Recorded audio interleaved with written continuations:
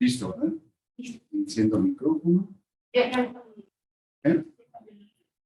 ¿No lo enciendo? Sí. ¿Es también necesario? Sí.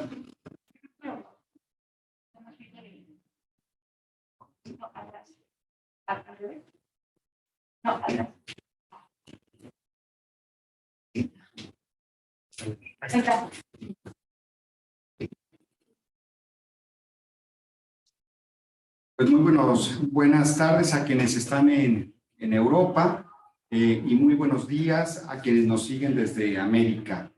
A nombre del Departamento de la Universidad Iberoamericana Ciudad de México, les damos una cordial bienvenida a este tercer Congreso Internacional de la Red Iberoamericana de Estudios Jurídicos 1812, cuyo tema central de esta edición es el de la ampliación de derechos por los tribunales constitucionales y las Cortes Supremas.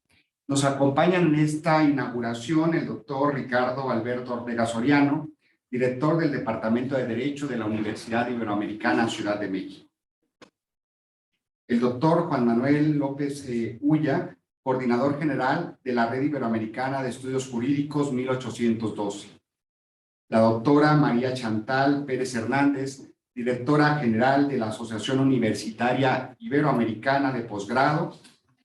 Doña Inmaculada Delgado Nolé, representante del Consejo Social de la Universidad de Cádiz. Y la doctora María Fernanda Cobo Armijo, académica de tiempo completo en la Universidad Iberoamericana Ciudad de México. Ese es el tercer congreso y en él tendremos la participación de Francisco Javier Díaz Reborio como conferencista magistral. Además, contaremos con la participación de 15 ponentes y 6 moderadoras y moderadores de mesa de diferentes universidades, tanto de España, de Portugal, de Argentina, de Costa Rica y, por supuesto, de México. Nos complace asimismo que se hayan inscrito como participantes de este congreso 272 personas de una diversidad de países. Por supuesto, nuestro agradecimiento tanto a Victoria como a Adriana por todo el empeño que han puesto en la organización de este evento. Y sin más que decir por el momento, cedo el uso de la voz a mi colega, el doctor Ricardo Ortega, para que dé la bienvenida a nombre del Departamento de Derecho de la Universidad Iberoamericana Ciudad.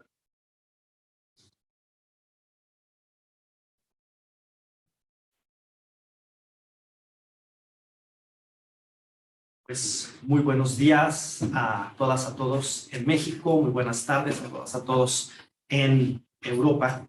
Y en primer lugar quisiera decir que para mí es todo un honor, un privilegio darles la más cordial bienvenida a este tercer Congreso Internacional Virtual de la Red Iberoamericana de Estudios Jurídicos 1812, que además tiene un título por demás sugerente y me parece que apropiado y pertinente para los tiempos que vivimos, ya que se vincula con la ampliación de los derechos por parte de las Cortes Supremas y Tribunales Constitucionales. Me parece una de las realidades más interesantes que enfrentamos en el constitucionalismo moderno. Entonces, en primer lugar, quisiera, pues desde luego, su agradecimiento que mi querido colega Giovanni Figueroa ha expresado. En primer lugar, al doctor Juan Manuel López Ulla, coordinador general de la Red Iberoamericana de Estudios Jurídicos 1812, una red, déjenme decirles, muy importante, que suma y aglutina a profesionales del derecho de 17 universidades iberoamericanas y que gracias al enorme empeño y trabajo del doctor Figueroa nos ha permitido desde la Universidad Iberoamericana sumarnos a este entramado de juristas de gran prestigio. Y por ello, desde luego al doctor Juan Manuel López Ulla por su recepción y por la enorme apuesta que ha tenido con la organización de este congreso. También queremos darle la bienvenida, colega doctor Figueroa, a María Chantal Pérez, a la doctora María Chantal Pérez Hernández, directora general de la Asociación Universitaria Iberoamericana de Posgrado, y a doña Inmaculada Delgado Nolé, representante del Consejo Social de la Universidad de Cádiz. De verdad, a nuestras y nuestros invitados, bienvenidas y bienvenidos. Y por supuesto, pues a mi colega, la doctora Fernanda Cobo, el doctor Figueroa, que nos acompañan desde la Universidad Iberoamericana esta mañana. Decirles en primer lugar que queremos agradecerles por su presencia. La verdad es que nuevas realidades nos obligan a pensar en nuevas estructuras y en nuevas condiciones para procesos de diálogo. De ahí que el día de hoy, pues, lo que originalmente cuando conversaba con el doctor Figueroa sobre la pertinencia de este evento, me hacía referencia a del contexto de la salida de la pandemia, la organización de un congreso de carácter virtual. Finalmente, el congreso no fue del todo virtual y el día de hoy tenemos la fortuna desde la Universidad Iberoamericana de estar transmitiendo, ¿no?, este congreso que tiene ahora una modalidad híbrida. Es decir, habrá colegas que acudan a la universidad y den su conferencia y su plática desde este espacio, aquí en la Ciudad de México, pero habrá muchos otros colegas que seguramente estarán compartiendo su experiencia desde sus propios lugares y espacios en la distancia. De manera que este es un congreso híbrido, uno de los primeros ejercicios que tendremos en este contexto post-pandemia, o ya no sé si se pueda denominar de esta manera, pero que de alguna manera nos llevan a pensar nuevas realidades para comunicarnos y impulsar procesos de diálogo. Agradezco, por supuesto, la presencia de estudiantes de la Universidad Iberoamericana en esta aula y también, pues, de alguna manera quisiera poner, sin robar demasiado tiempo, dos ideas sobre la mesa respecto a la temática que el día de hoy nos convoca. La primera es que me parece que pensar en los estados constitucionales modernos, pensar en la configuración del Estado dentro de las democracias constitucionales, nos lleva o nos ha llevado en los últimos años a repensar el trabajo que hacen o que llevan a cabo las cortes constitucionales en algunos países como en América Latina, como es el caso de México, de las Cortes Supremas, que también adoptan la función del Tribunal Constitucional. Y justamente creo que esto es relevante porque el trabajo de los tribunales constitucionales le ha cambiado el rostro a la democracia en muchos de nuestros países. Hemos visto un enorme cambio, una profunda transformación en el papel y en la importancia política que desempeñan los tribunales constitucionales en los estados democráticos, sobre todo de Occidente, y me parece que este es un dato relevante en la medida en que ha ampliado discusiones, ha generado una agenda cada vez más protectora de derechos, y creo que este fenómeno es muy interesante poder ser analizado. Durante estos 2 días vamos a muy interesantes sobre cómo los tribunales constitucionales y las Cortes Supremas han generado un proceso de expansión de derechos que le ha cambiado el rostro a nuestras democracias y que justo nos lleva también a repensar y a discutir sobre cuál es el papel que deberían, decir, no solamente que han jugado en los últimos años, sino cuál es el papel que deberían desempeñar los tribunales supremos, las Cortes Constitucionales de cara a las democracias que requerimos. Por supuesto que también es relevante tener esta mirada de carácter comparado, teniendo presente diferentes países de Iberoamérica con características, contextos particulares, situaciones propias, que desde luego nos llevan a pensar y a reflexionar de manera muy distinta sobre cómo se han dado estos fenómenos en estos contextos. De ahí que, pues, saludo la iniciativa de organización de este congreso. La temática elegida me parece además de lo más pertinente y quiero invitar a todas nuestras y nuestros asistentes, además más de 200 personas que se han inscrito a través del registro en internet, que pues podamos tener diálogos interesantes, importantes y que nos ayuden a seguir manteniendo esta discusión que además representa una enorme oportunidad para muchos de los países de los que somos parte. Entonces, muchísimas gracias por su asistencia, por la confianza en la Iberoamericana Congreso, a nuestros invitados e invitadas externas y a, desde luego, nuestros organizadores en casa, la doctora Fanny Figueroa, muchísimas gracias. Y, por supuesto, el enorme trabajo de carácter logístico que han puesto nuestras compañeras Victoria y Adriana, ya lo decía el doctor Figueroa, para que este evento se vuelva una realidad. Muy buenos días y quedamos aquí. Pues muchas gracias, querido Ricardo. Y enseguida toca el uso de la voz al doctor Juan Manuel López Ulla, coordinador general de la Red Iberoamericana de Estudios Jurídicos 812.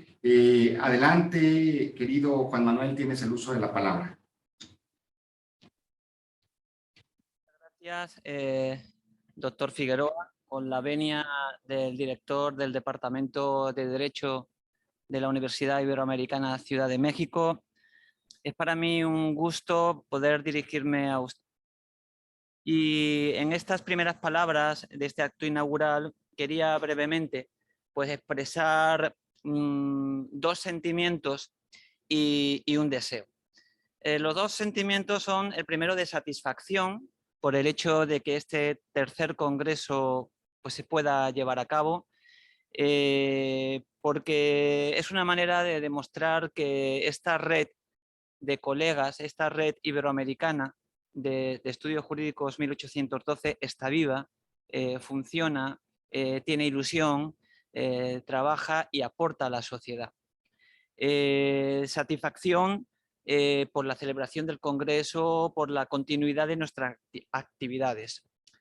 El segundo sentimiento tiene que ser forzosamente de agradecimiento. Pues agradecimiento a todas las personas que han colaborado para que este Congreso sea posible. Y en primer lugar, pues me tengo que dirigir a la universidad anfitriona, a la Universidad Iberoamericana Ciudad de México, al Departamento de Derecho, por todo el esfuerzo que ha realizado. Y si me lo permiten, pues ese agradecimiento lo quiero personalizar particularmente en la figura, en la persona del doctor Giovanni Figueroa, que es un colega que siempre lo he tenido pues a mi lado para cualquier duda, para cualquier incertidumbre y ha sido un placer realmente y ha sido muy este congreso. Por supuesto también a los participantes que gratis et amore, esto no deja de sorprenderme, pues aceptan la invitación de participar en un evento científico de estas características, con el trabajo que ello lleva detrás, un trabajo de investigación y de estudio para luego compartirlo en unos escasos minutos con todos ustedes.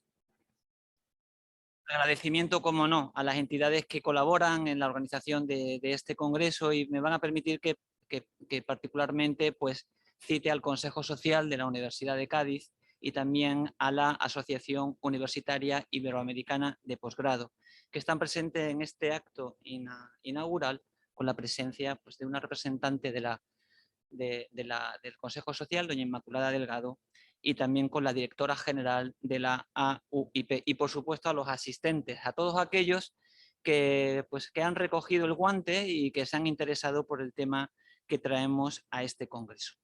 Esos son los dos sentimientos que ahora mismo albergo y un deseo, ¿no? El deseo no puede ser otro que estas dos jornadas sean de provecho. Que al final, mañana, a última hora de nuestra tarde, o al inicio de la noche, diría, porque vamos a terminar mañana cerca de las 10 de la noche, y a todos ustedes que están asistiendo desde Latinoamérica, pues que al final pues este congreso haya dejado un buen sabor de boca. Americana de Estudios Jurídicos 1812 que tengo el honor de coordinar, pues es una red que está integrada por 17 universidades. No soy objetivo al decir lo siguiente, 17 universidades de las más prestigiosas de Latinoamérica. Nuestra universidad anfitriona, la Universidad Iberoamericana, se va a unir y si no lo ha hecho todavía, pues es por razones burocráticas, pero no hay mejor muestra que su compromiso que este congreso que ellos han comandado. Es una organización o una asociación de universidades iberoamericanas que trata de qué, cuál es el objetivo, pues fomentar la investigación. En Iberoamérica sobre temas jurídicos. Y bueno, pues si tenemos que demostrar esta vocación, pues ahí están las tres monografías que la red ha publicado y una cuarta que viene de camino gracias a las labores del profesor Giovanni Figueroa, que serán las que pues den eco a todos los debates y todos los trabajos que vamos a presentar en este congreso. Y bueno, no quiero pues abusar del uso de la palabra y en definitiva, pues a mí en este acto inaugural solamente me toca dar las gracias.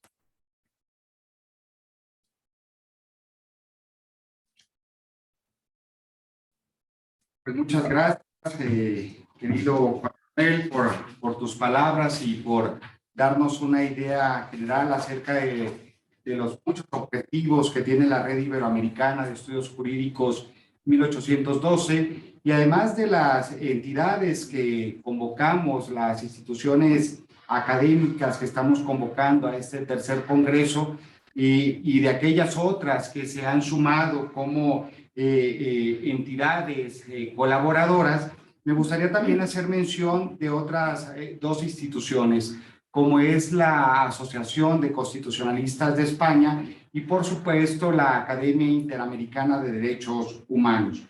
Y enseguida voy a dar el uso de la voz a la doctora María Chantal Pérez Hernández, quien es directora general de la Asociación Universitaria Iberoamericana de Posgrado, para que nos dé un mensaje.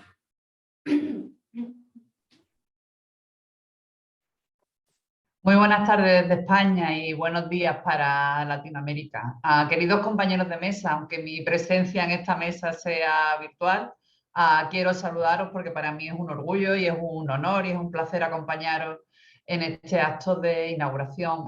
Queridos amigos y amigas también que asistís virtual o presencialmente a este tercer Congreso Internacional que organiza la Red Iberoamericana de Estudios Jurídicos 1812. Voy a ser muy breve, brevísima en esta intervención. Por supuesto, quiero comenzar agradeciendo a los responsables de esta red su invitación a participar en este acto y también, por supuesto, quiero agradecer, como ya se ha dicho, y valorar también el trabajo que se ha realizado para organizar estas jornadas, además de forma híbrida, que siempre conlleva una dificultad añadida, pero yo creo que es trabajo necesario mantener la virtualidad porque tiene muchas ventajas, pero también ir retomando la actividad presencial poco a poco. Así que, bueno, tanto al profesor Juan Manuel López Bulla de la Universidad de Cádiz, de España, del Departamento de Disciplinas Jurídicas Básicas, que es el coordinador de esta red, como al doctor Giovanni Figueroa, que es el coordinador del Congreso, y a sus colaboradores, a mi agradecimiento y mi enhorabuena por el esfuerzo que han realizado en la organización de esta jornada. Como muchos de ustedes saben, desde hace muy poco tiempo, en realidad desde el pasado diciembre del año 21, tengo el honor de ejercer este cargo de directora general de la AOIP, pero les puedo asegurar que en este tiempo ya he podido constatar la importancia que tiene para nuestra asociación, para la AOIP, la promoción y el fomento de las redes iberoamericanas de investigación, como es la vuestra, puesto que forman parte de nuestro compromiso con el impulso y con el fortalecimiento y con el desarrollo del espacio iberoamericano del conocimiento. Y es algo que desde la AOIP nos ocupa y nos preocupa, y por ello desde todas las instancias posible, hemos abogado por la colaboración, por la cooperación y por el reconocimiento mutuo de los sistemas de formación integral en la educación superior, porque creemos que es el camino para la creación de programas interconectados de creación y de transferencia de conocimiento, algo que sin duda va a tener lugar en estas jornadas. Así que estoy segura de que todo lo que se haga en estos 2 días tendrá un altísimo impacto social en todos los países de Iberoamérica en general, pero especialmente en los países que forman parte de esta red. Así pues, bueno, como directora general de la OIP me congratulo especialmente de poder apoyar este Congreso Internacional y también reitero el compromiso que la OIP tiene con el desarrollo de estas redes temáticas y con las temáticas que se tratan en ellas, porque además conectan también muy bien con algo que vehicula y que subyace a todo lo que hacemos desde la Asociación Universitaria de Posgrado, que es nuestra estrecha relación con la Agenda 2030 y con los 17 Objetivos de Desarrollo Sostenible, que son los que de alguna forma articulan todos los planes de acción que hemos aprobado. Para nosotros, esta Agenda 2030 es algo muy relevante, como os digo, y vertebra nuestros planes de acción, y para nosotros, siguiendo un poco una metáfora de la temática de este congreso, para nosotros constituyen casi una agenda constitucional, para todos los países y para todas las culturas, y todas las actuaciones, como por ejemplo este congreso, estoy segura de que van a ayudar a lograr una mayor internacionalización de esos derechos constitucionales, y si me lo permiten también usando estos ODS como ejes vertebradores, yo creo que van a ser instrumentales para ofrecer soluciones y para ofrecer respuestas a problemas y a necesidades, como ya se ha destacado, que existen ahora mismo en el mundo en general y especialmente también en el ámbito iberoamericano. Así que, bueno, finalizo mi intervención reiterando el compromiso que la OIP tiene con la creación y con la ampliación de estas redes iberoamericanas, un compromiso que es patente en el plan de acción que acabamos de aprobar en la Asamblea General en Barranquilla. Seguimos manteniendo una línea de actuación sobre formación e investigación en la que se incluye tanto la creación de nuevas redes como la que aquí ha organizado este congreso, como el mantenimiento de las redes que ya existen, y también les ofrezco todas las demás actuaciones, ayudas y líneas que tiene la OIP para fortalecer y para mejorar la movilidad entre el profesorado y también entre los estudiantes que puedan integrarse en estas redes. Por ejemplo, en el último plan de acción se incluyen 1000 becas de ayudas de posgrado y de movilidad que sin duda pueden ser de grandísima utilidad para esta red. Así que, bueno, finalizo mi intervención que prometí en breve, reiterando mi felicitación en nombre de la OIP por este congreso internacional, que para nosotros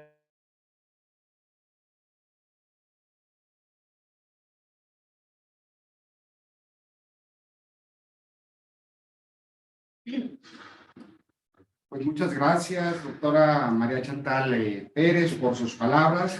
Y a continuación voy a dar el uso de la voz a doña Inmaculada Delgado Nolé, quien es representante del Consejo Social de la Universidad de Cádiz.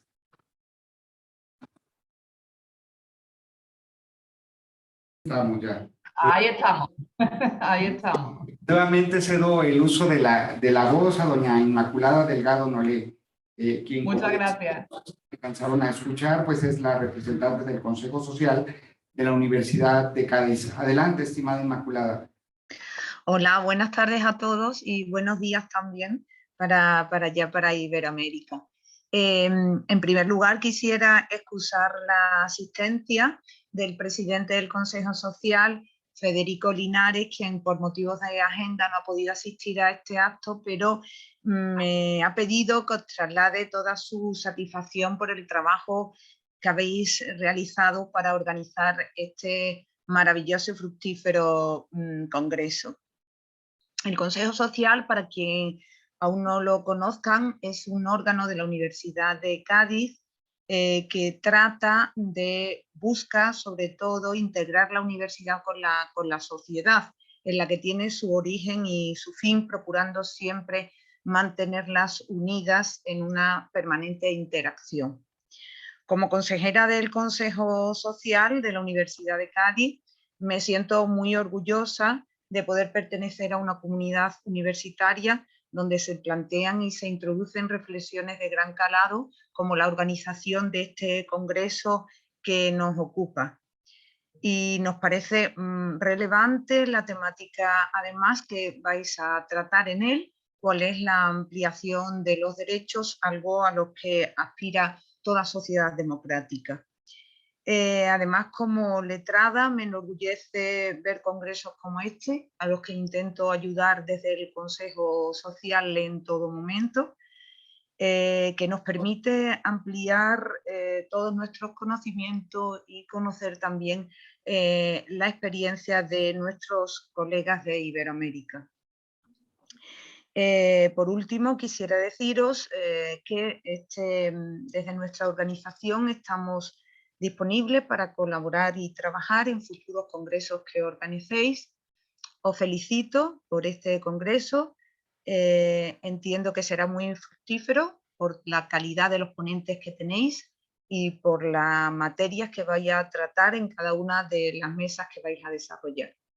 Muchas felicidades y espero que todo salga satisfactoriamente.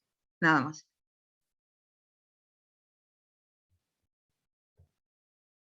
Pues muchas gracias, estimada doña Inmaculada, por tus palabras. y enseguida voy a ceder el uso de la voz a mi colega Ricardo Ortega para que a nombre del Departamento de Derecho de la Universidad Iberoamericana Ciudad de México dé las palabras de inauguración de este tercer Congreso Internacional. Muchas gracias, querido Giovanni. Pues simplemente decirles que siendo las 9:44 del día 26 de abril del año 2022, me da muchísimo gusto dar por inaugurado este tercer Congreso Internacional Virtual de la Red Iberoamericana de Estudios Jurídicos 1812, ampliación de derechos por tribunales constitucionales y Cortes Supremas. Que sea un éxito los trabajos que emprendemos el día de hoy y que sea la mayor utilidad para todas y todos. Muchas gracias a las instituciones organizadoras y a quienes han estado dentro de los procesos de apoyo a este Congreso. Enseguida, para dar inicio ya a las actividades académicas de este Congreso, pues voy a iniciar con la conferencia magistral de inauguración que corre a cargo de un entrañable colega como es el doctor Francisco Javier Díaz Reborio, catedrático de la Universidad de Castilla-La Mancha, quien en esta tarde en Europa, esta mañana en América, nos hablará sobre un importantísimo tema que tiene muchísimo que ver con la temática de este Congreso y que es el relativo a la creación de derechos y nuevas tecnologías por la jurisprudencia constitucional. Le cederé enseguida el uso de la voz nuevamente al decano del Departamento de Derecho y posteriormente a mi colega, la doctora María Fernanda Cobo Armijo, quien presentará y moderará esta conferencia magistral. Muchas gracias, Giovanni. Y simplemente yo quisiera decir dos palabras. En primer lugar, pues agradecerle muchísimo a don Francisco Díaz Reborio, toda una institución en el ámbito del derecho constitucional y que desde luego pues es para la Universidad Iberoamericana un enorme privilegio poder darle la más cordial bienvenida a este Congreso, ¿no? La larga tradición que ya la doctora Cobo en un momento enunciará en materia de interpretación constitucional, análisis de la Constitución, pues nos llevan a muchos o muchas de quienes hemos estado en el ámbito de estos temas a tener como un referente los trabajos del doctor Francisco Díaz Reborio. Entonces, de verdad que es un privilegio para la Universidad Iberoamericana el que tengamos la fortuna de que comparta con nosotros esta plática magistral con la que arranca este Congreso y pues esperemos que podamos sacar el mayor provecho y que podamos interactuar de manera adecuada en este inicio del Congreso. Muchísimas gracias y bienvenido nuevamente al doctor Díaz Reborio.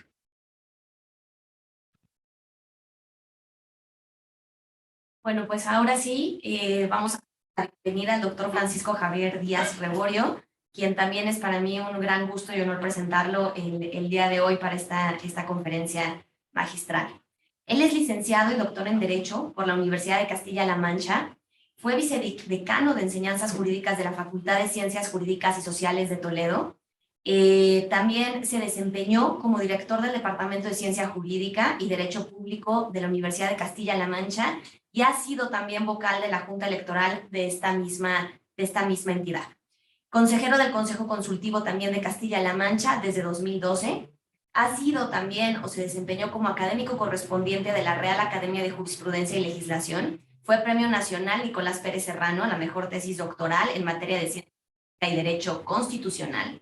Cuenta con diversos nombramientos y distinciones recibidos como doctor honoris causa por la Universidad Nacional de Ucayali en Perú, profesor honorario de la Universidad Nacional Mayor de San Marcos en Lima, también de la Universidad de Guayaquil, Ecuador, y de la Universidad Ricardo Palma en Perú.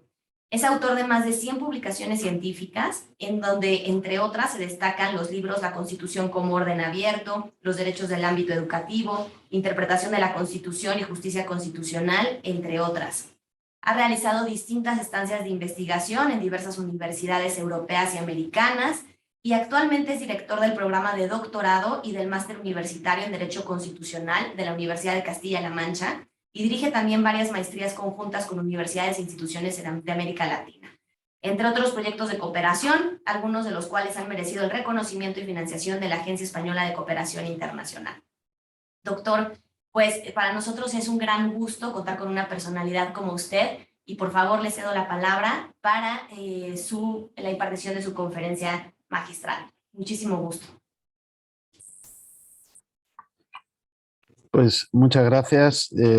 Muy buenos días en México, buenas tardes en España. Ya en primer lugar, por supuesto, pues quiero agradecer el alto honor que me hace la Red Iberoamericana de Estudios Jurídicos 1812 con esta invitación a la conferencia inaugural de este tercer congreso, y ese agradecimiento, pues por supuesto, lo personalizo en Giovanni Figueroa, que es quien me transmitió la invitación, y por supuesto también en mi compañero y estimado amigo Juan Manuel López Ulla de la Universidad de Cádiz. Con ambas instituciones, con la Universidad Iberoamericana y con la Universidad de Cádiz, mantenemos desde hace años por diversas relaciones de colaboración académica, en muy diversos terrenos, en distintos programas, en un sentido y en otro. Nosotros tenemos aquí en Toledo una especialidad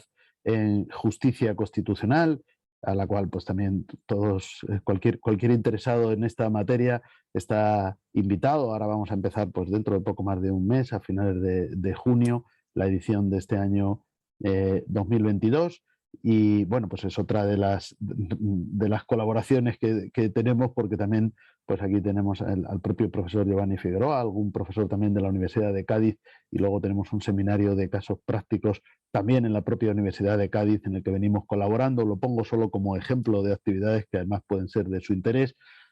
La realidad es que detrás de las instituciones hay personas, ¿no? Y por lo tanto, pues esta ya larga relación de colaboración que mantenemos aquí en la Universidad de Castilla-La Mancha, campus de Toledo, con la Iberoamericana, con la Universidad de Cádiz, entre otras, bueno, pues viene impulsada por la amistad que nos une con las personas que en este caso han formulado la invitación, también con Giovanni Figueroa, con Juan Manuel López Ulla, entre otros. Y bueno, pues como digo, es una ocasión para mí muy especial el que me hayan invitado a participar, y además a participar de esta manera, que es decir, con la conferencia inaugural. Yo hablé con Giovanni Figueroa sobre el enfoque, ¿no?, de esta temática, porque tengo que decir que la temática del Congreso me parece extraordinariamente oportuna, y veo que en las mesas se van a abordar muchas cuestiones. Y bueno, hablábamos sobre un posible enfoque general,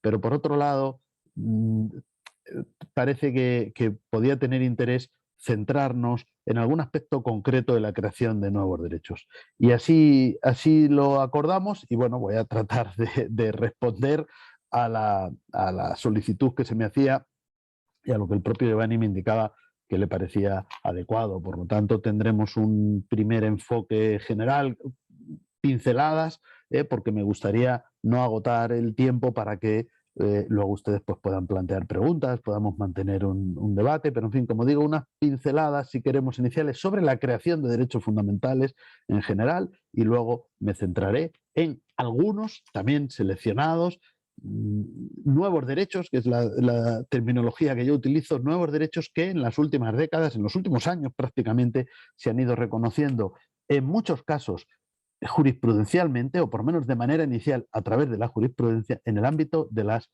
nuevas tecnologías, de Internet y los derechos fundamentales, ¿no?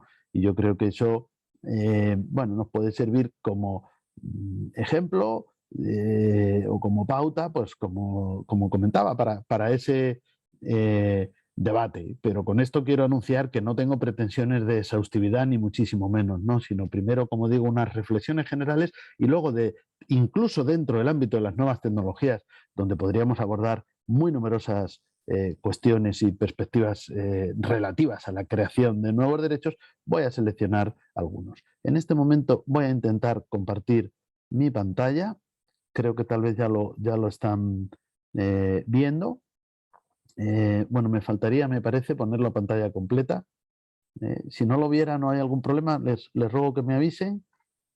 Y si no, yo lo voy a compartir. A ver.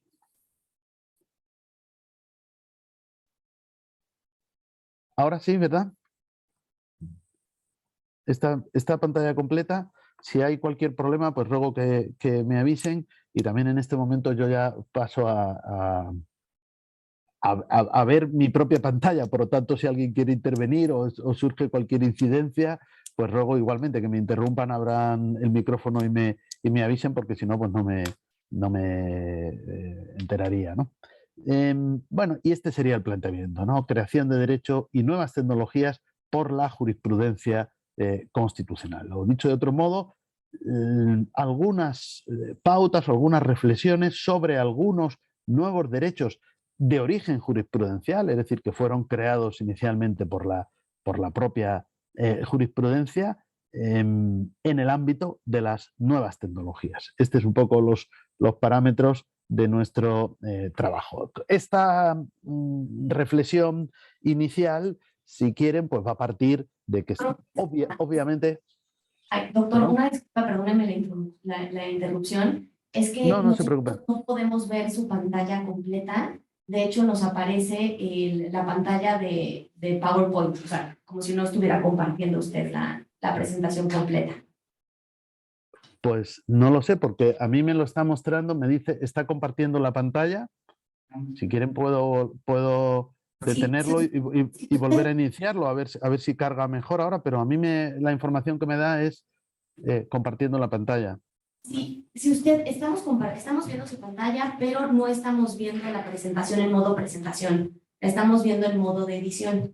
Si usted pudiera abajo en la barra, junto a donde están las notas, picarle el botón de presentación.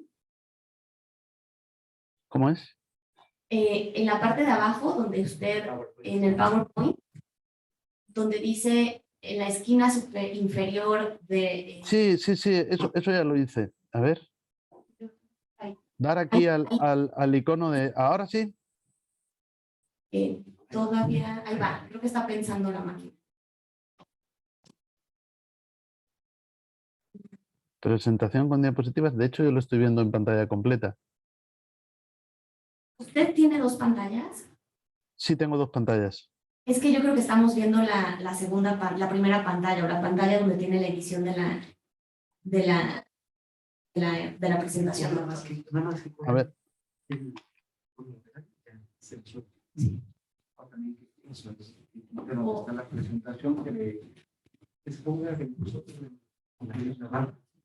O si usted puede poner el cursor en la barra y ya la vemos así como usted la tiene.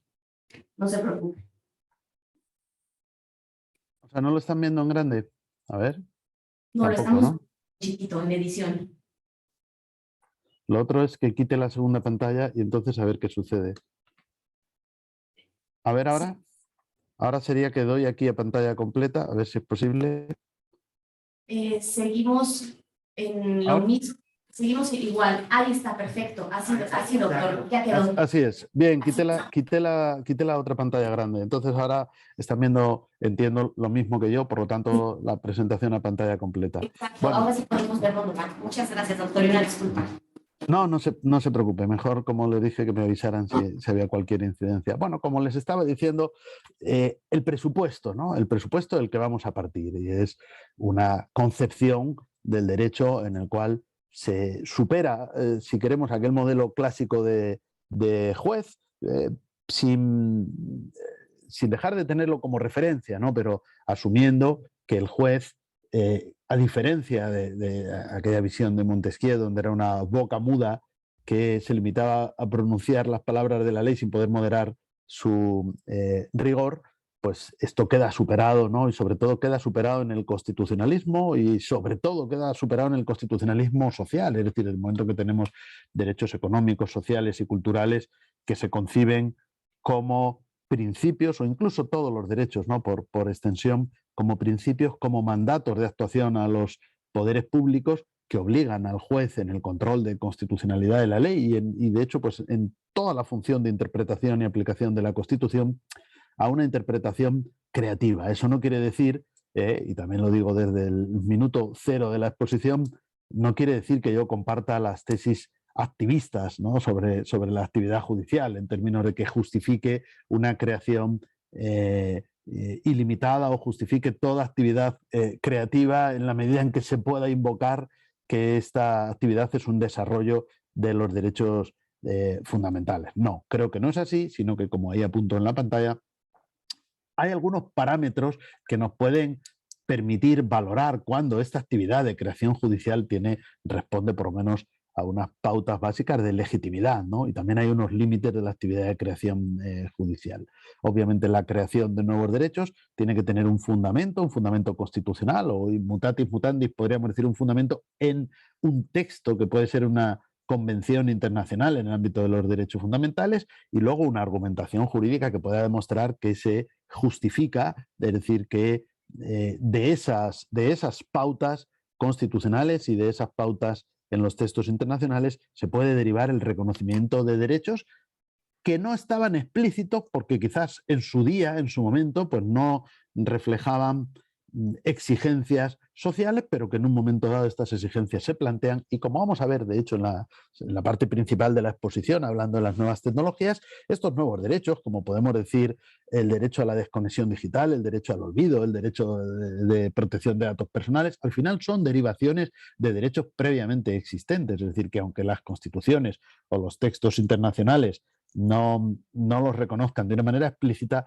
pero se pueden deducir por la vía de una argumentación, ¿no? El Tribunal Europeo de Derechos Humanos, ustedes disculpen que la mayor parte de los ejemplos que ponga estarán basados en jurisprudencia europea o incluso española, pero lo pongo como muestra o referencia para que luego podamos contrastar, ¿no? Como decía, el Tribunal Europeo de Derechos Humanos, en una jurisprudencia de décadas, ha ido desarrollando un concepto tan amplio, tan ambiguo incluso como el derecho de la protección de la vida privada y la correspondencia, ¿no? Que es lo que dice el artículo 8 del convenio, el domicilio y la correspondencia, ¿no? Vida privada, domicilio y correspondencia, tan solo 3 términos han servido de base y de fundamento para la creación de gran cantidad de derechos fundamentales, no solo en el ámbito de las nuevas tecnologías que vamos a abordar, sino también en otros aspectos y en otras cuestiones, ¿no? Y creo que eso, como digo, es importante, es inevitable y además es positivo que los jueces lleven a cabo una creación jurisprudencial de nuevos derechos que permita, al final es una interpretación evolutiva de lo que estamos hablando, ¿no? Lleven a cabo esa creación judicial de nuevos derechos, pero por otro lado hay que buscar los parámetros de legitimidad para esta actividad creadora. A partir de ahí, ¿qué problemas se plantea con esta creación judicial de nuevos derechos? No, bueno, en muchos casos encontramos derechos que tienen una titularidad difusa, es decir, ya son derechos que a veces se separan del paradigma clásico de la teoría de los derechos fundamentales, ¿no? Que los concebía como derechos públicos subjetivos, derechos del ciudadano frente al Estado, donde había un titular, primero individual, luego se piensa en titulares colectivos o grupales, pero en el ámbito de los nuevos derechos encontramos ya incluso derechos de titularidad difusa, como son, por ejemplo, todos los del ámbito medioambiental y como en algunos casos pues también son derechos vinculados a la protección frente a, por ejemplo, la clonación, la prohibición de la clonación reproductiva, etcétera, etcétera, que son derechos que ya casi se confunden con valores, ¿no? Porque el titular es difusamente, es la humanidad, ¿no? Como concepto difuso y no como la suma de personas.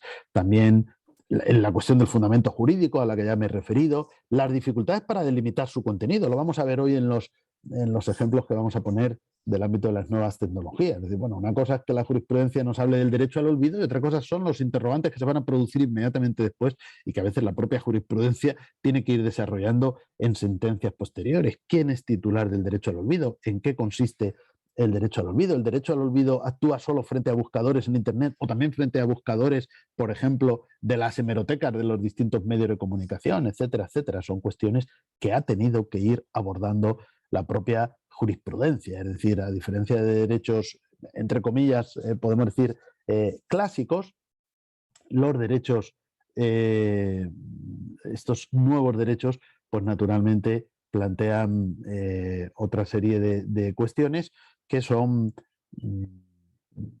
que dificultan, ¿no?, esa delimitación de su contenido. Y luego, por supuesto, la cuestión de las garantías, ¿no? Obviamente, fíjense, ¿no?, en el ámbito de las nuevas tecnologías en el que nos vamos a centrar, como muchas veces vemos, ¿no?, que la garantía jurisdiccional, siendo necesaria, porque yo no diría aquí una palabra en contra de la garantía jurisdiccional clásica, el amparo, los procesos de tutela de los derechos, siendo necesaria, es insuficiente. Es decir, fíjense, si se produce una vulneración del derecho a la propia imagen porque alguien sube una fotografía mía a una red social o pues eso, utiliza mi fotografía de una red social para, como se han dado casos en la jurisprudencia, ¿no?, la fotografía del perfil de Facebook, y se utiliza para una noticia peyorativa, tal. Bueno, evidentemente aquí, claro que la justicia, que el Poder Judicial está para reparar esas vulneraciones, pero ¿cuándo lo va a hacer? ¿Dentro de meses? ¿Dentro de años?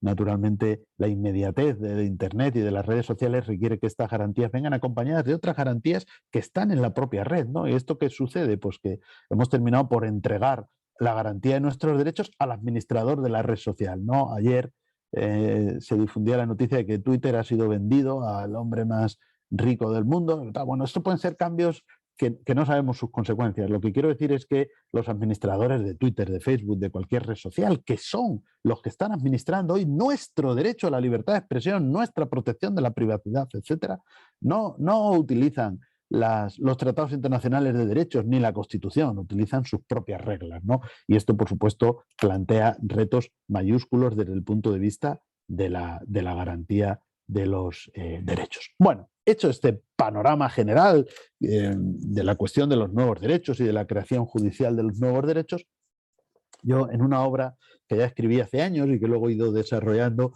trataba de clasificar estos nuevos derechos en estos 4 grandes bloques, que no son exhaustivos tampoco, porque el panorama de los derechos de creación jurisprudencial va mucho más allá, es mucho más amplio, ¿no? Pero bueno, yo hacía este bloque, ¿no?, o esta clasificación en 4 bloques: derechos vinculados a la bioética, derechos vinculados a las nuevas tecnologías y la privacidad, derechos vinculados a cambios sociales y culturales. Fíjense que ahora empezamos a hablar, hace años se hablaba de la identidad sexual, ahora se habla de la identidad de género, ya son también pues nuevos derechos que en buena medida han ido siendo reconocidos por la jurisprudencia incluso antes que la legislación o que la propia Constitución, ¿no? Y por último, derechos vinculados a cambios económicos, que también en otro trabajo pues se ha abordado recientemente, que por cierto también se publicó en México en el Tribunal Electoral del Poder Judicial de la Federación, ¿no?, sobre el coste económico de los derechos y el impacto de este coste económico en el contexto de la globalización. Pero bueno, de estos 4 bloques, como ustedes ya pueden deducir, hoy toca hablar solo del segundo, ¿no? Y todo el resto de la exposición, que será la parte central, pues se va a enfocar en estos nuevos derechos vinculados a las nuevas tecnologías y a la privacidad. ¿De acuerdo? Bien, y bueno, pues a partir de aquí voy a partir de un planteamiento general, luego enunciaré algunos de estos nuevos derechos que se han reconocido, como digo, sin ninguna pretensión de exhaustividad. Luego en el debate alguien puede decir, pues yo también he leído sobre este otro nuevo derecho. Bueno, pues igual lo incorporamos o podemos decir algo, pero les pondré algunos a título de muestra y bueno, pues terminaré con una valoración general, ¿no? Bueno, el planteamiento general es que, como es notorio, desde hace pocas décadas, este concepto que llamamos tecnologías de la información y comunicación, que no solo es Internet, sino que Internet es un poco el gran núcleo aglutinador de estas tecnologías, o a veces se dice genéricamente nuevas tecnologías, como he puesto yo en el título de la exposición. Bueno, pues han supuesto un embate esencial a los derechos fundamentales, ¿no? Hay que pensar que los derechos fundamentales son producto de un contexto cultural, económico y social, ¿no? En su origen, pues de la Revolución Francesa, de la independencia de las 13 colonias, es decir, fruto de las revoluciones burguesas. Luego en el siglo XX pues van a reflejar también el impacto de lo que llamaríamos el Estado social, con esos derechos económicos, sociales y culturales, y ahora hemos entrado aunque con titubeos, dudas y vacilaciones en esa nueva era quizás de la globalización en la cual Internet juega un papel enormemente protagonista. Como todas las tecnologías, desde que el ser humano lo consideramos humano no porque tenga una inteligencia, que algunos animales tienen inteligencia también, sino porque esa inteligencia nos lleva a ser capaces de utilizar determinadas tecnologías, que también algunos animales lo hacen, pero en el caso del ser humano ha sido más elaborado. Pues desde la primera tecnología, si vamos a los museos de antropología, veremos que las primeras tecnologías humanas fueron puntas de lanza, flechas, es decir, instrumentos que tenían su cara y su cruz. Eran útiles para la caza, eran útiles para la supervivencia humana, pero también la cruz es que podían utilizarse con fines más perversos, como por ejemplo agredir o acabar con la vida de otro ser humano, no para la caza. Bueno, pues desde ahí a Internet, todas las tecnologías han tenido esta doble cara y su cruz, ¿no? Su lado positivo, pero también su amenaza. En el caso de Internet, yo creo que el lado positivo recae en principio, con alguna reflexión que ahora voy a hacer, ¿no?, en las libertades de expresión e información, que se dejan de ser, como habían sido desde la Revolución Francesa, libertades burguesas, es decir, solo al alcance del que tiene el potencial de crear un medio de comunicación, y van a pasar a ser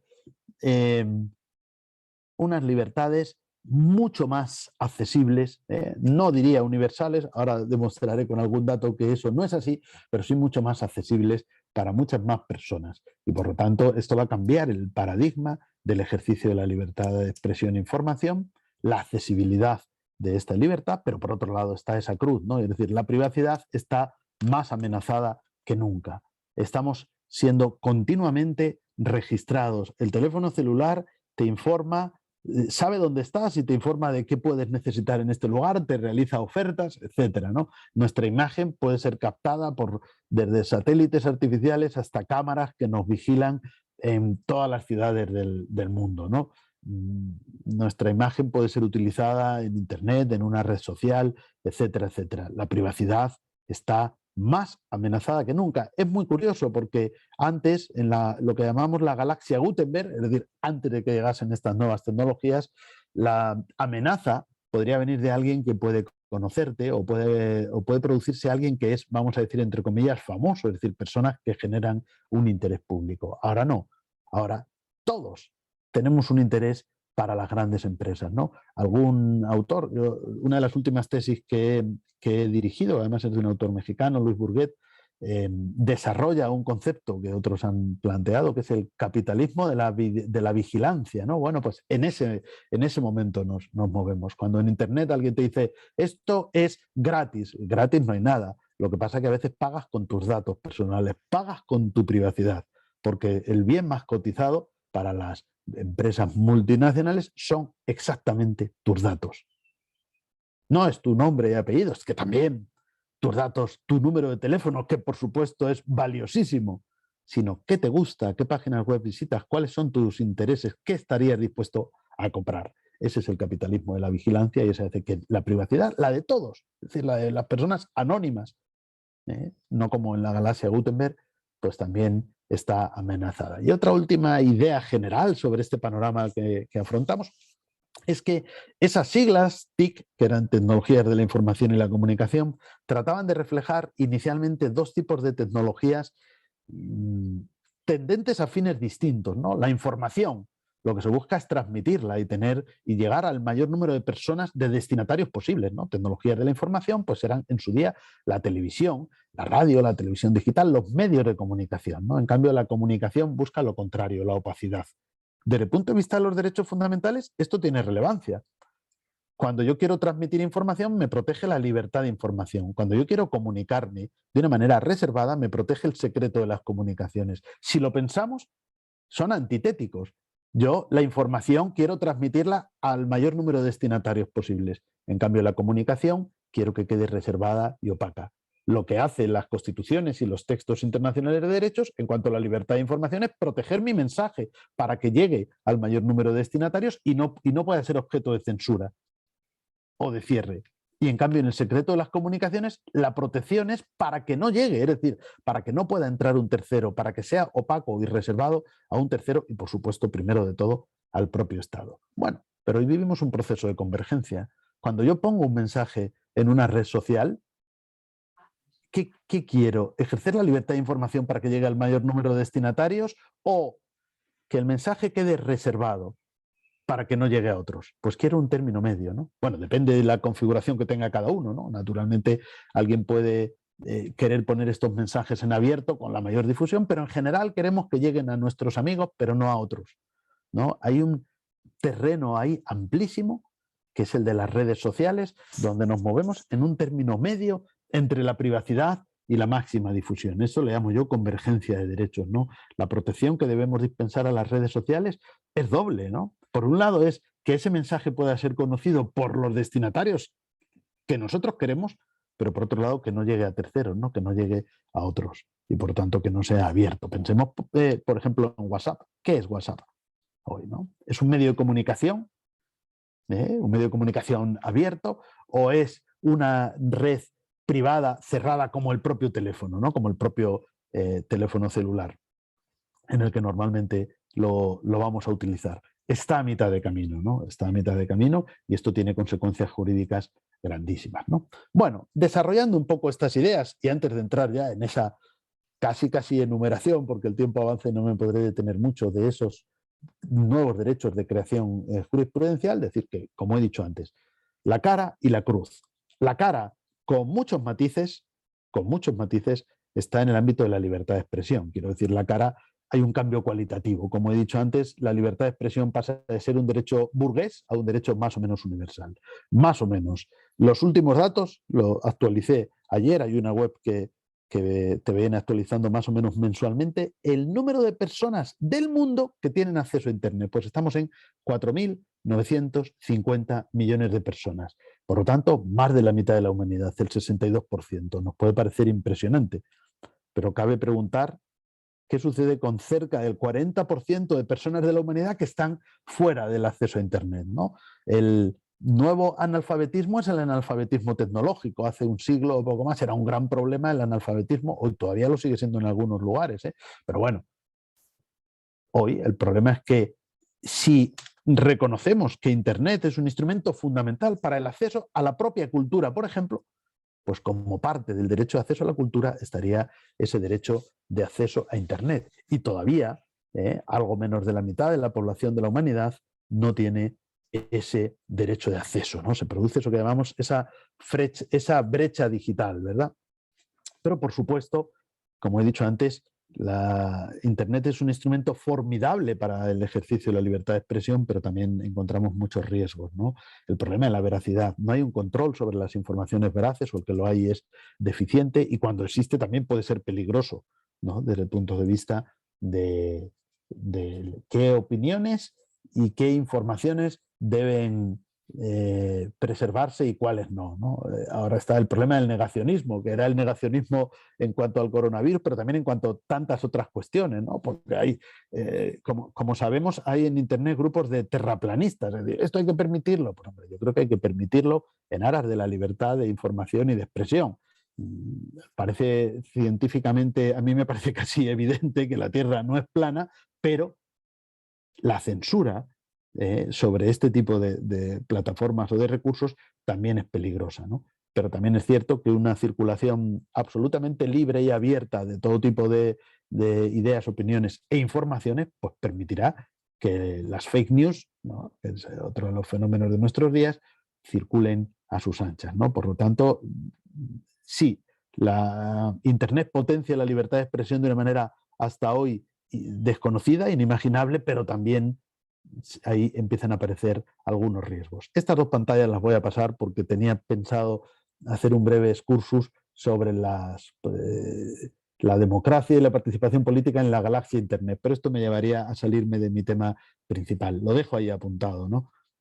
También con esta cara y esta cruz, ¿no? Por un lado, se habla de esta ciberdemocracia, las posibilidades deliberativas y participativas de Internet, pero por otro lado también los riesgos, ¿no?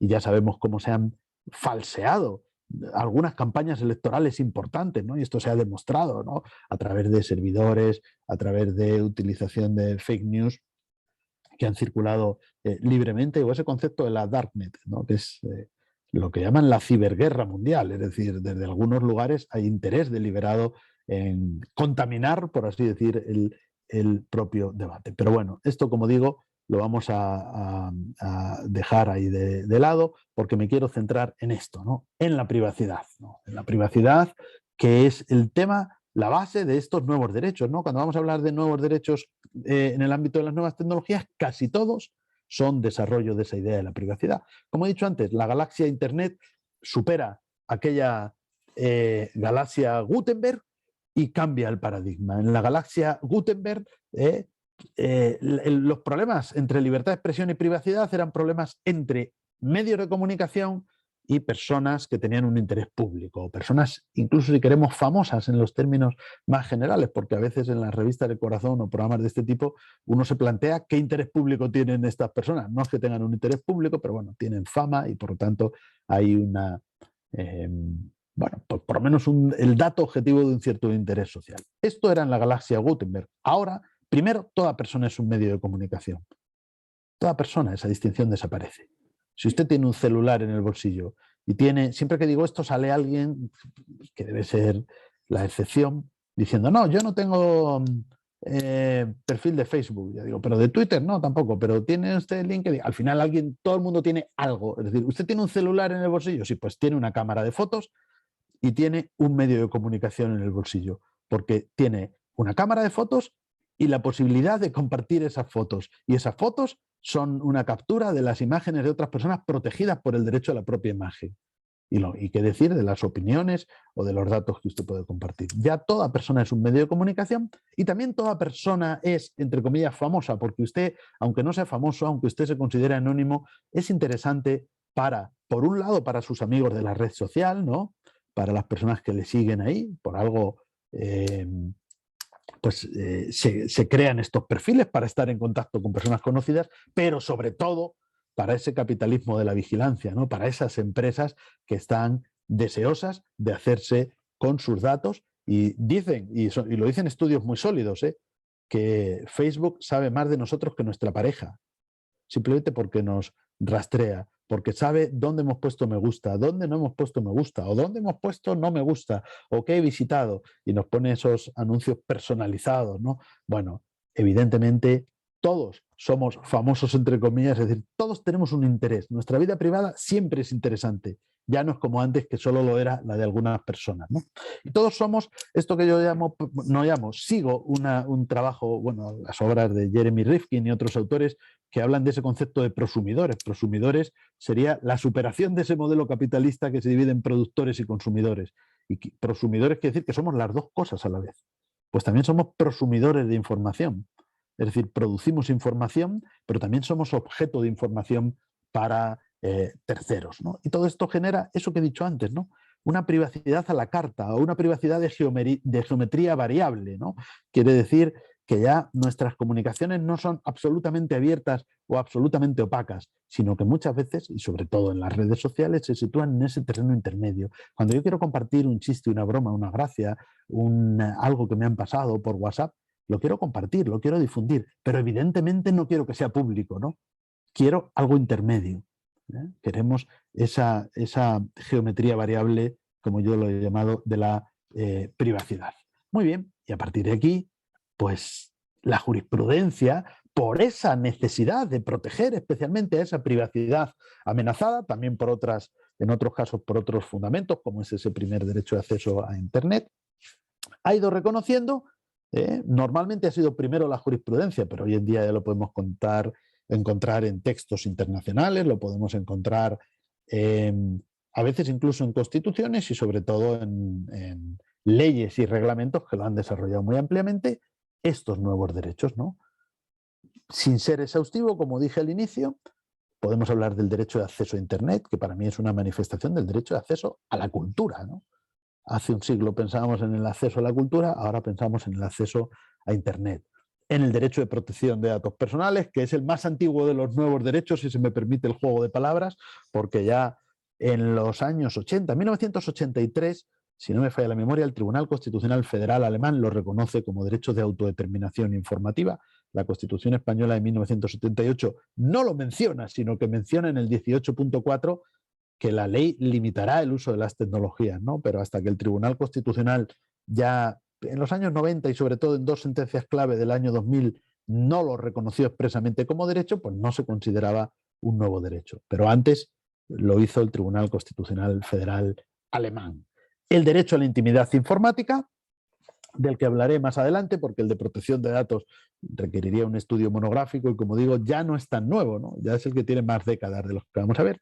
El derecho al olvido o ese llamado derecho a la desconexión digital, como digo, sin pretender ser exhaustivo. Pues vamos a decir algo de algunos de estos derechos, sobre todo de esa intimidad informática y del derecho al olvido, porque son netamente jurisprudenciales, ¿no? Por eso me parece que su ejemplo es interesante en este foro, que se centra monográficamente en la creación judicial de derechos. Bueno, ¿cómo surge esta intimidad informática, o al menos cómo va a surgir aquí en España y en Europa, ¿no? Sobre todo, ¿no? Primero, la primera pregunta, ¿es la intimidad informática un nuevo derecho o es una nueva dimensión de la intimidad o de la privacidad en sentido amplio? Naturalmente, yo creo que este debate tiene una importancia relativa. Casi todos los nuevos derechos, como he dicho antes, van a encontrar fundamento en un derecho previo. Lo cierto es que hay un ámbito que había quedado desprotegido, que ni la Constitución, ni la ley, ni la jurisprudencia englobaban como parte de la protección de la intimidad, hasta que, a partir de una actuación judicial, es decir, de un caso concreto en el que un juez tiene que, o un tribunal, en este caso el Tribunal Constitucional Español, tuvo que afrontar la cuestión de si nuestros datos, los datos que tenemos en un equipo informático, están protegidos, con independencia de que sean íntimos o no, porque podemos decir, bueno, esto está englobado en la intimidad. Bueno, lo que sucede, no me quiero extender en esto, pero para que nos paremos a pensar un momento, es que la intimidad, como gran concepto, que no es exactamente lo mismo que privacidad, es algo más restringido, siempre es un ámbito material de protección, aquello que socialmente se considera íntimo, que es como decir, no está usted diciendo nada, bueno, porque realmente esto es variable, ¿no? Es variable y a veces se ha reconocido la intimidad corporal, se ha reconocido la intimidad en cuanto a la preservación respecto al conocimiento de terceros, de la vida íntima, es decir, de aquello que en un momento dado se considera íntimo, pues las relaciones personales, la sexualidad, etcétera, de las personas. Por lo tanto, tiene un sentido material y es una garantía subjetiva, es decir, todo aquello que se considere íntimo. Pero cuando determinados aspectos, determinados ámbitos son especialmente sensibles, se convierte en una protección formal y objetiva. Formal porque ya deja de depender del contenido. Pensemos en el secreto de las comunicaciones. El secreto de las comunicaciones protege comunicaciones íntimas o protege comunicaciones incluso oficiales, ¿no? Al menos prima facie. Luego podríamos debatir en qué medida, es decir, con independencia de su contenido. No importa el contenido de las comunicaciones. O hasta la propia inviolabilidad del domicilio, se protege el domicilio porque es susceptible, es un lugar donde es susceptible de llevar a cabo una vida privada. Pero si yo tengo una segunda residencia en la playa, aunque sea manifiesto y evidente que no la estoy ocupando en este momento, está protegida por la inviolabilidad del domicilio. No puede entrar ahí la policía o un tercero, la policía sin autorización judicial o un tercero, porque se protege el espacio físico. Bueno, pues eso mismo sucedió con el derecho de protección de datos y eso mismo sucedió con la intimidad informática, porque no estamos protegiendo la intimidad en un sentido material, estamos protegiendo los datos, sean cuales sean íntimos o no, sean del tipo que sea, cuando están a mi exclusiva disposición, inicialmente, como vamos a ver, en un equipo informático, en un ordenador, en una computadora, y aunque yo creo que hoy en día ya esto lo verdaderamente importante es extrapolarlo a la nube, que es donde están sobre todo la inmensa mayor parte de nuestros datos, ¿no? Por lo tanto, el objeto, aunque la jurisprudencia que yo voy a comentar después nace al hilo de los datos que están dentro de mi ordenador, pero creo que es extrapolable a los datos de la nube, al rastreo de nuestros datos de visitas en webs, etcétera, etcétera, es decir, a nuestros datos informáticos, ¿no? Por eso es la intimidad informática. Bueno, como vemos, existen distintos fundamentos textos internacionales, jurisprudencia, fundamento jurídico en el derecho a la privacidad, pero yo me voy a centrar en los fundamentos jurisprudenciales, es decir, en cómo este derecho ha sido reconocido en España y en Europa.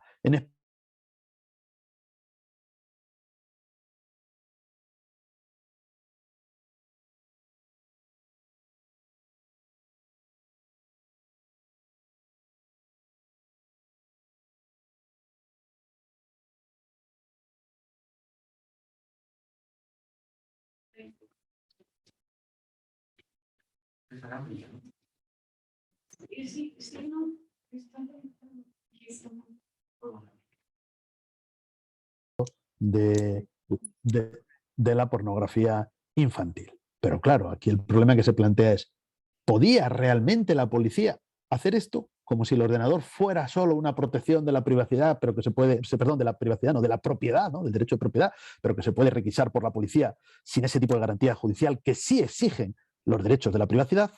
Bueno, el Tribunal Constitucional Español, al hilo de resolver este caso, primero plantea, por supuesto, los datos que una persona tiene en su ordenador están protegidos por esta nueva dimensión de la intimidad, por este nuevo derecho que es la intimidad informática. Sin embargo, por razones de urgencia, es posible que a veces la policía pueda tener que intervenir sin contar con esa autorización judicial, y en este caso el Tribunal Constitucional entiende que este era el caso. Era un caso urgente, dice el tribunal, increíblemente, porque si la policía hubiera pedido autorización judicial en ese tiempo, entonces esta persona podría haber accedido vía remota a su ordenador y borrar todos los archivos y por tanto destruir la prueba.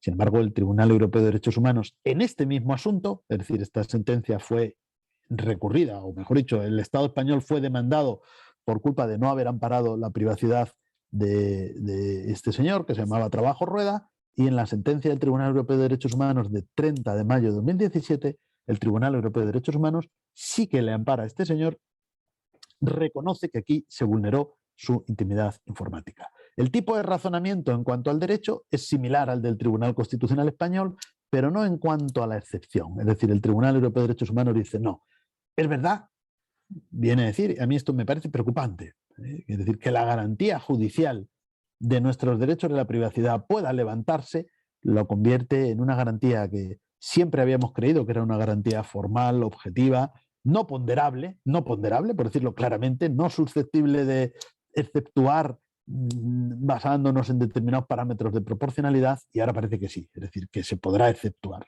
El Tribunal Europeo de Derechos Humanos reconoce que se podría exceptuar, pero niega que la excepción se produjera en el caso concreto. ¿Por qué?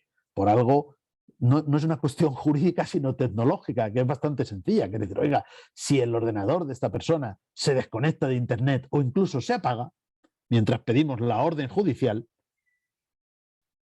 que alguien me explique cómo es posible entrar vía remota en un ordenador que sí puede tener la policía, pero que la policía no ha intervenido en esa intimidad informática. Es decir, apaga el ordenador, desconecta el ordenador y por lo tanto el dueño no va a poder acceder de ningún modo. Y cuando tengas una orden judicial, que es la que tiene que ponderar y es la que tiene que valorar si en el caso está justificada levantar la protección de la intimidad informática, entonces y solo entonces es cuando la policía podría haber entrado a obtener esas pruebas. Eso es lo que dice el Tribunal de Estrasburgo en Trabajo Rueda contra España, condena a España. Previamente, como vamos a ver, se había producido una... Bueno, luego digo el asunto de la reforma de la ley de enjuiciamiento criminal. Simplemente esta pantalla tiene que ver con cómo esta sentencia, que en el caso del Tribunal Constitucional Español es de 2011, sigue con otras, pongo estas dos y luego ha habido muchas más, ¿no? Que crea aquí un nuevo concepto y es la expectativa razonable de privacidad. Un concepto un poco inquietante, ¿no? Como todo lo que al final se traduce en una valoración, en una ponderación de proporcionalidad que desdibuja las garantías formales y objetivas. ¿Qué es lo que viene a decir el Tribunal Constitucional? Bueno, pues que en estos medios tecnológicos hay casos sobre correo electrónico de la empresa, sobre mensajería instantánea, y entonces el tribunal dice, bueno, si en el contexto concreto había una expectativa razonable de privacidad, estará protegido y solo se podrá acceder con una autorización judicial. Pero si no, pues podrá acceder tu empresa al correo electrónico, etcétera. Claro, yo lo que digo es, sí, claro, la expectativa razonable de privacidad también es un concepto jurídico, no es un concepto meramente tecnológico. Teníamos una expectativa razonable de privacidad hasta que al Tribunal Constitucional Español se le ocurrió decir que no había expectativa razonable de privacidad en estos casos que estoy poniendo ahora en pantalla, en esta sentencia de 2012 y 2013. Es decir, cuando yo usaba mi correo electrónico, aunque fuera el de empresa, aunque fuera mi correo de la UCLM, sospechaba, daba por hecho, no sospechaba, sino que tenía la clara expectativa de que eso era opaco a terceros y sobre todo opaco a mi propia empresa. En el momento que el Tribunal Constitucional dice, bueno, esto puede no ser así porque en este caso, como es el correo de empresa, no tiene esa expectativa razonable porque el tribunal ha dicho que no tiene esa expectativa razonable, ¿no? Esa es mi crítica a esta idea que desdibuja un poco las fronteras de esta garantía, ¿no? Bueno, con esto es un poco la oportunidad de crear ese derecho de intimidad informática, pero también estas sombras que nos quedan aquí, ¿no? Primero que, también como he dicho antes, esta jurisprudencia que yo analizo todavía no incluye la nube, aunque yo creo que de una manera natural debemos incluir nuestros datos en la nube, y esas excepciones a la autorización judicial, ¿no? En definitiva, con ese concepto de expectativa razonable de privacidad, que a contrario sensu significa que donde no se aprecie una expectativa razonable de privacidad, no actúa la protección constitucional y por lo tanto esas comunicaciones se podrá acceder a ellas sin ni siquiera ese control judicial previo, ¿no? Bueno, fruto de esa sentencia y de otras cuestiones, hubo una reforma de la Ley de Enjuiciamiento Criminal en España en 2015. Esto quizás es una reflexión o un comentario más local, simplemente para que sepan que se incorporaron a la propia Ley de Enjuiciamiento Criminal algunos de estos parámetros jurisprudenciales, los principios de idoneidad, excepcionalidad, necesidad y proporcionalidad, excepciones también a la necesidad de autorización judicial previa, pautas para el registro de dispositivos informáticos de almacenamiento masivo, pero como digo, no me quiero entretener demasiado en esto porque quiero terminar refiriéndome a otros dos, pero deteniéndome en uno y el otro solo lo mencionaré, a otros dos nuevos derechos que han sido objeto de creación jurisprudencial y que afectan a las nuevas tecnologías. Uno de ellos es el derecho al olvido. El derecho al olvido va a nacer en una sentencia, bueno, hay previamente reflexiones doctrinales, pero en fin, en el ámbito de la protección y garantía jurídica, en una sentencia del Tribunal de Justicia de la Unión Europea.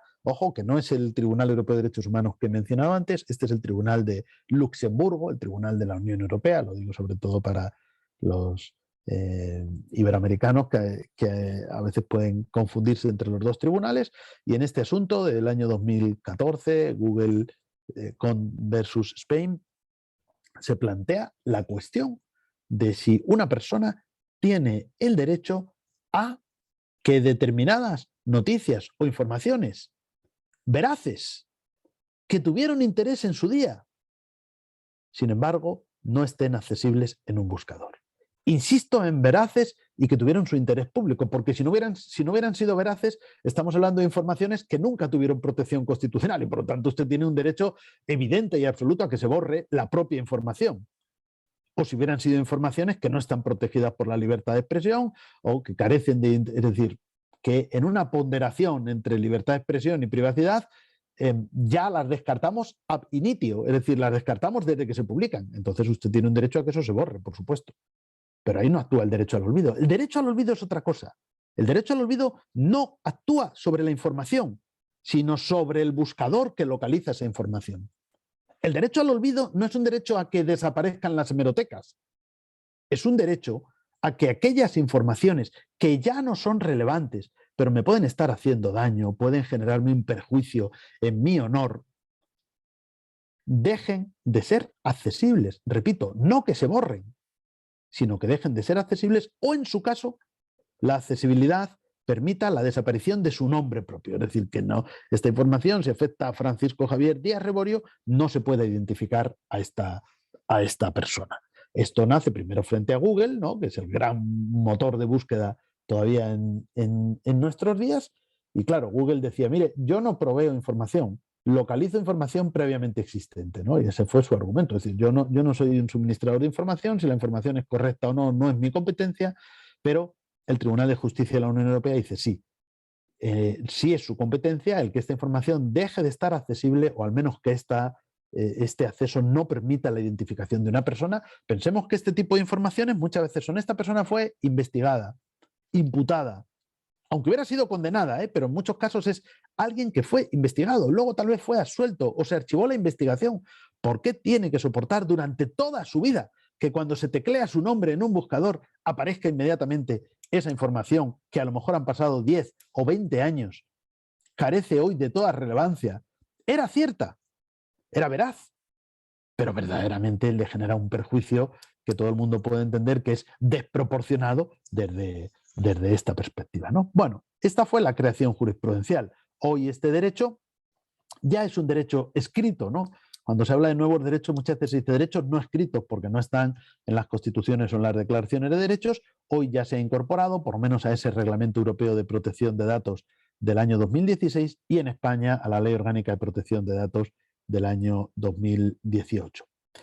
Esta ley también contiene otros derechos que ya me voy a limitar a enumerar por si alguien en el debate quiere que nos detengamos.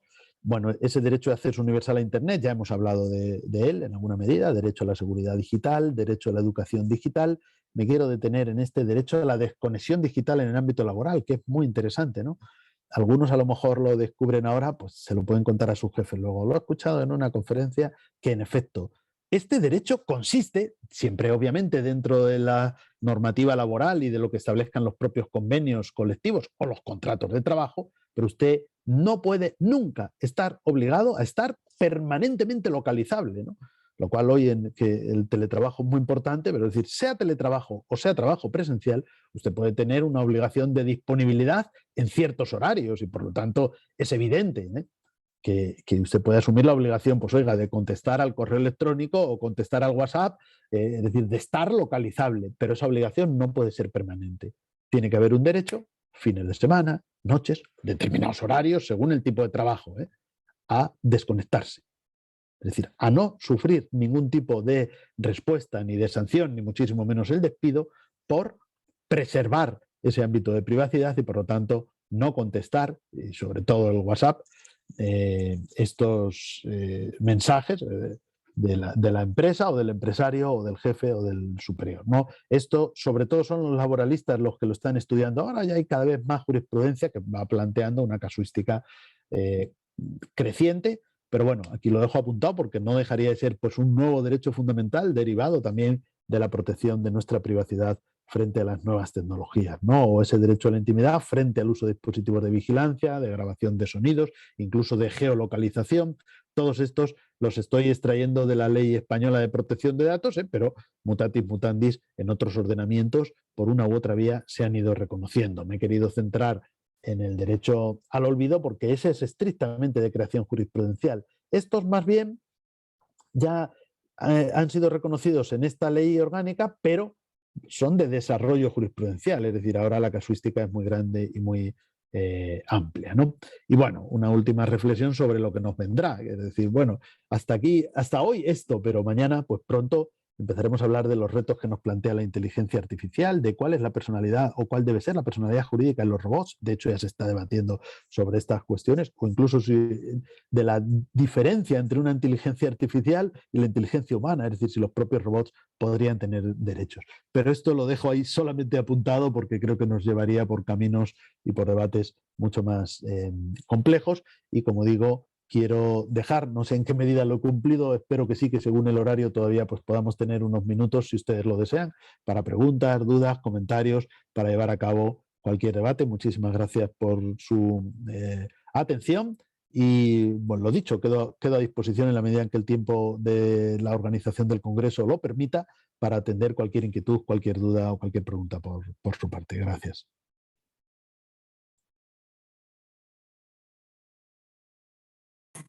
Así que invito a todas y a todos los participantes a que puedan dejarlas en el chat. Sin embargo, tenemos ahorita dos preguntas que me gustaría, bueno, comenzar. Si usted así lo desea, se las haré de manera sucesiva. Primero una y la respondemos y así para que no se pierda el hilo.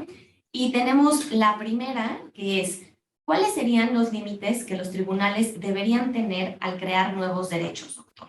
Entonces, si quiere usted la responde y luego le hago la siguiente y las que vayan llegando al chat de la plataforma. Muy bien, muy amable, gracias.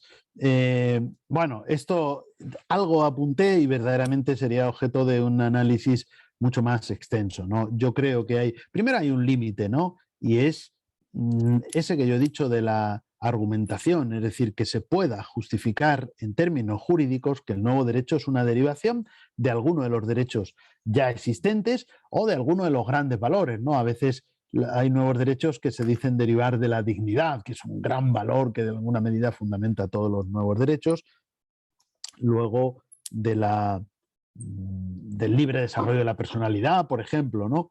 Entonces, ese es el primer requisito, que pueda haber una argumentación jurídica. Segundo, que no contradiga la literalidad de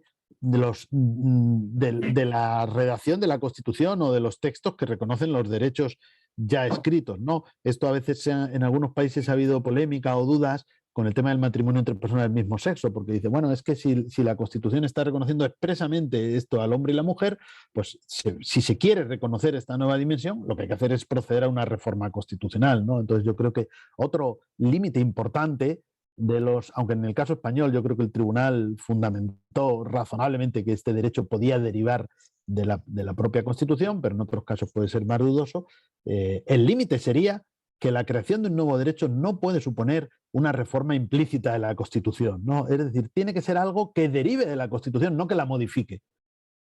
Cuando queremos reconocer un nuevo derecho, por importante que sea, y por mucho que sea una atención a una exigencia lícita y digna de atención de una minoría, bueno, a veces la fórmula de su reconocimiento no es la jurisprudencia, sino naturalmente la reforma constitucional. Por lo tanto, reconocer un nuevo derecho no puede suponer una reforma implícita de la Constitución y debe tener, si queremos, el límite de la literalidad de la Constitución, ¿no? Eso es lo que distingue a un tribunal, si queremos, activo de un tribunal activista, ¿no? Lo primero me parece bien, lo segundo me parece criticable, porque si la creación de un nuevo derecho convierte al Tribunal Constitucional abiertamente en un legislador, pues entonces creo que tendrá problemas de legitimidad para hacerlo, ¿no? Esto por contestarlo de una manera sintética, porque esto obviamente requeriría un desarrollo más amplio, ¿no? Pero por dar unas pinceladas o unas pautas básicas, me parece que esas serían, ¿no? Muchas gracias, doctor. Y tenemos otra pregunta que dice, ¿cuál es el impacto de la jurisprudencia que emite el Tribunal Europeo y la Corte Interamericana de Derechos Humanos en las sentencias de los tribunales nacionales para la creación de nuevos derechos o ampliación del contenido de los ya? Sí, obviamente no se puede responder de una manera generalizada, depende de los países. Entiendo que en el sistema interamericano sucede lo mismo. Hay tribunales, si queremos, más proclives a una aplicación de esas nuevas jurisprudencias que reconocen nuevos derechos y otros, en cambio, son más reacios y tienden a poner siempre objeciones basadas en la soberanía, etcétera, etcétera, ¿no? Yo creo que en Europa, y en el caso concreto del Tribunal Constitucional Español, al cual se le pueden criticar muchas cosas, pero ha sido receptivo, ¿no? Bueno, en este trabajo rueda que mencionaba yo, el Tribunal Europeo de Derechos Humanos le corrige, como lo ha hecho otras veces, pero luego el Tribunal Español, cuando esto se ha producido, pues inmediatamente ha adaptado su línea jurisprudencial. Se me ocurre ahora también en algún caso sobre la contaminación acústica, el derecho, lo que se llama a veces el derecho a la tranquilidad o a no sufrir, al medio ambiente doméstico sano, ¿no? Que tuvimos un caso tanto por olores como contaminación acústica en sentido propio, tal, que no estaban reconocidas como derechos expresos en la Constitución. El Tribunal Constitucional Español primero le llegaron y él dijo, no, esto no forma parte de la protección de la intimidad porque es otro concepto, es otra idea. Y sin embargo el Tribunal Europeo de Derechos Humanos dijo, esto forma parte de la protección de la inviolabilidad del domicilio. Estoy recordando, por ejemplo, López Ostra contra España ya desde bastantes años, por si alguien tiene curiosidad, y luego Moreno, no me acuerdo, contra España también, que era un caso de Valencia. Bueno, pues el Tribunal Constitucional Español, cuando ha visto que el Tribunal Europeo de Derechos Humanos, que a veces ha sucedido, ha sido más activo, más, si queremos, más progresista que él en el reconocimiento de estos nuevos derechos, inmediatamente ha incorporado eso a su jurisprudencia. E incluso en otras veces donde sentencias del Tribunal Europeo de Derechos Humanos, aunque no sea en el ámbito de los nuevos derechos, pero también han implicado transformaciones importantes o cambios importantes en la interpretación y en general la actitud del Tribunal Constitucional ha sido receptiva. Eso significa que el impacto es importante. No olvidemos que existe una obligación, es decir, las sentencias del Tribunal Europeo de Derechos Humanos son vinculantes. Son vinculantes. En España se ejecutan a través del recurso de revisión.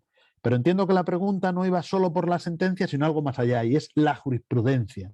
Entonces, la jurisprudencia, pues en principio, existe en el ámbito del Consejo de Europa, del Tribunal Europeo de Derechos Humanos, el principio de cosa interpretada. Cosa interpretada es decir, oiga, lo que ha interpretado el Tribunal Europeo de Derechos Humanos, salvo que invoque el margen de apreciación nacional, porque si invoca el margen de apreciación nacional, significa precisamente que cada Estado tiene margen o libertad para seguir un criterio u otro. Pero salvo en esos casos, esa jurisprudencia también debe vincular a los tribunales, debe existir ese diálogo de los tribunales, y aunque no está exento de dificultades y de problemas, la verdad es que creo que si hablo desde el punto de vista del Tribunal Constitucional Español, en líneas generales ha sido receptivo, y la jurisprudencia del Tribunal Europeo de Derechos Humanos cada vez más tiene impacto en España. Hemos recibido algunas condenas, no mucho más que otros países, no es que estemos en una situación, yo creo, problemática. En los últimos años quizás sí hubo una tendencia a una serie de condenas, pero que, bueno, con más o menos lentitud, eso sí, pero se van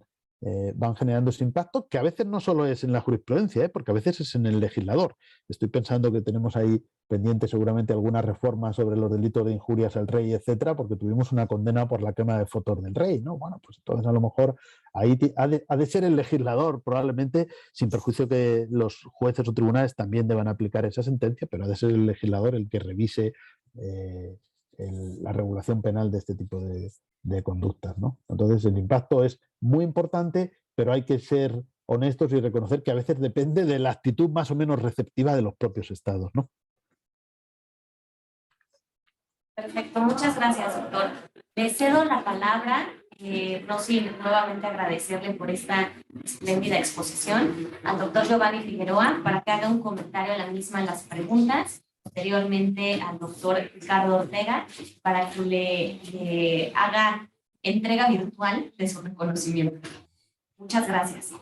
Muchas gracias, querida Fernanda. Creo que sin lugar a dudas siempre es un gustazo poder escucharte, querido Javier, sobre estas y otras temáticas.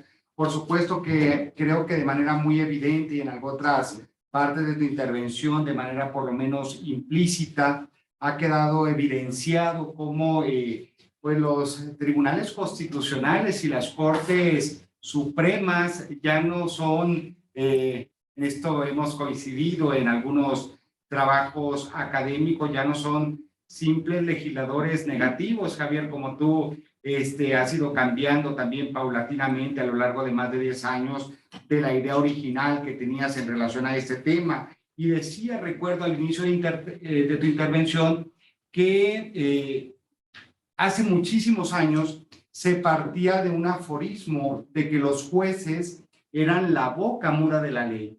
Y a través de esta ampliación de derechos, de esta creación de nuevos derechos que en muchas ocasiones no tienen una base ni constitucional ni legal, sino que, y a veces tampoco el Corpus Juris internacional en materia de derechos humanos los contempla, pero que sí son consecuencia de la jurisprudencia constitucional, y que esta creación de nuevos derechos y la ampliación de otros tantos, pues convierten a los tribunales constitucionales y a las cortes supremas en el cambio de idea en relación al anterior aforismo. Es decir, en muchas ocasiones constatamos que la Constitución y la ley son lo que los jueces dicen que es.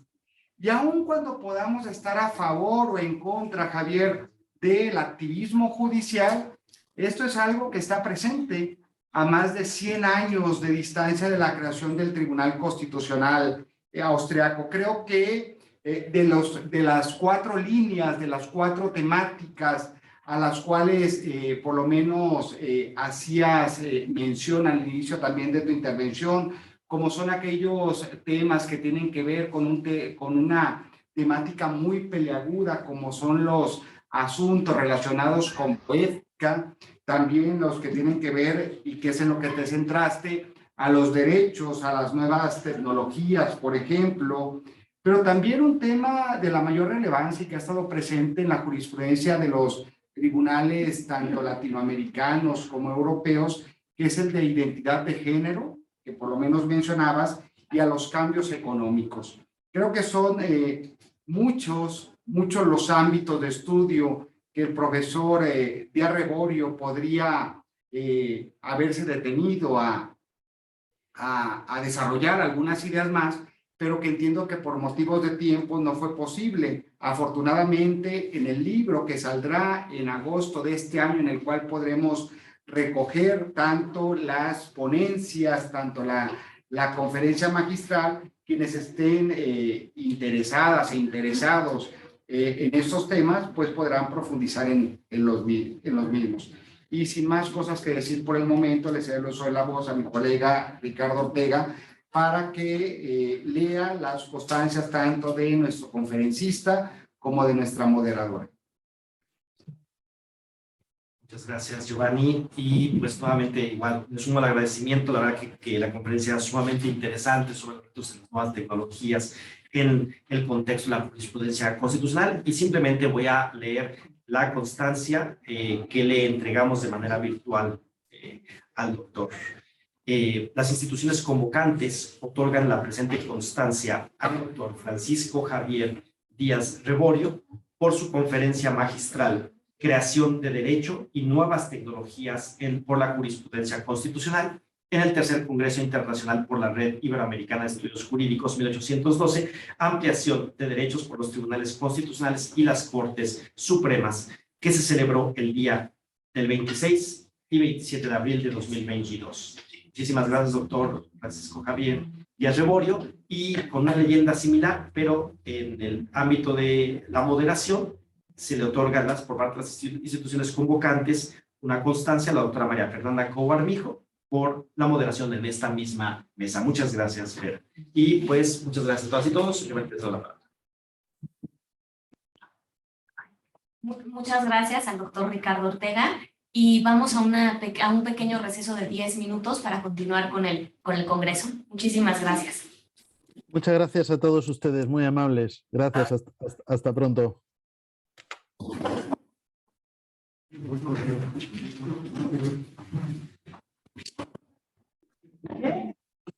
Las interrupciones no está hablando ya. Eso es terrible.